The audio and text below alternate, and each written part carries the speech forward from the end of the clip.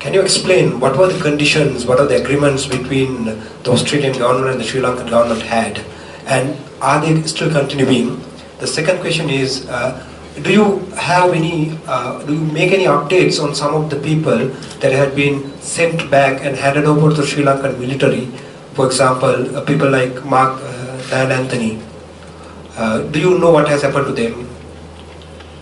Well, in relation to the agreement that we have, or the arrangement that we have with Sri Lanka, as I say, it's been reinforced in the bilateral meetings I've had over the course of the last 2 days. As I say, I was very warmly received by the Prime Minister and other ministers, and I'm very grateful for the reception that we've received.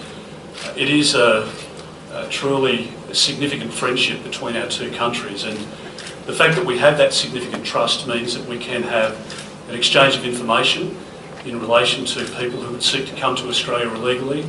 It means that we can be involved in disruption activities so that we can stop ventures from starting in the first place.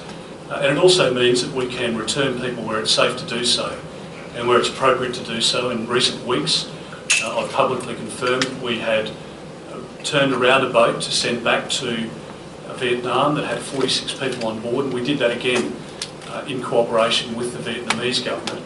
And our relationship with the Sri Lankan government means that we can exchange that information, return people where it's appropriate to do so.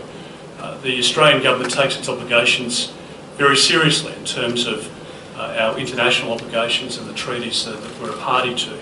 And we don't send people back to harm's way. We reassure ourselves of the circumstances as best we can when we're returning people. We make sure that we're able to meet our international obligations, and we do indeed take it very seriously. But in the end, Australia is a sovereign nation that is determined to keep our borders safe and secure, and that means that wherever possible we will return those people to their country of origin as quickly as possible. What's your government's response to Sri Lankan Prime Minister Ranil Wickremesinghe's allegation that Australian government trade off Sri Lankan human rights record with human smuggling record which operated by the Rajapaksa people?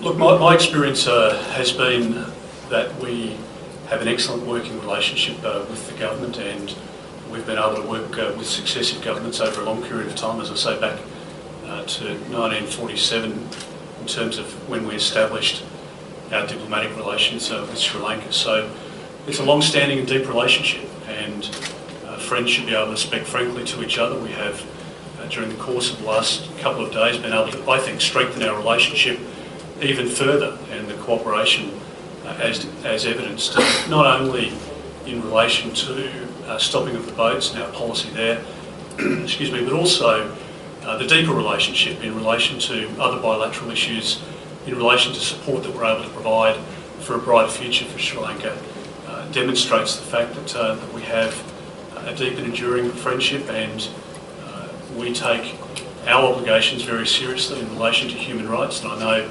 that the Sri Lankan government does likewise. The issue of reconciliation, the support being provided to people in the northern and eastern provinces is something the government takes very seriously, and the Abbott government is very committed to providing support into the future to help build a brighter future for Sri Lankans, particularly in those parts of the country, but across the entire country, because we take this relationship very seriously, and it is a very deep and long-standing friendship that we continue to honour and will do for a very long period of time. Do you see any indication in recent months, particularly after the regime change in Sri Lanka, the decline in the illegal entry of people, either from Sri Lanka or from refugee camps based in Tamil Nadu, India? Well, look, it's not an issue for me to comment on in terms of the arrangements domestically within Sri Lanka. The comment that I'd make in relation to people movements into Australia is that the numbers have reduced significantly, and we want to make sure that that remains the case. We had 1,200 people drown at sea, and we're seeing the terrible, dreadful, heartbreaking circumstances unfold in the Mediterranean right now, where people have drowned and will continue to drown at sea. And the Australian government does not want to return to people losing their lives at sea regardless of where they've commenced their journey.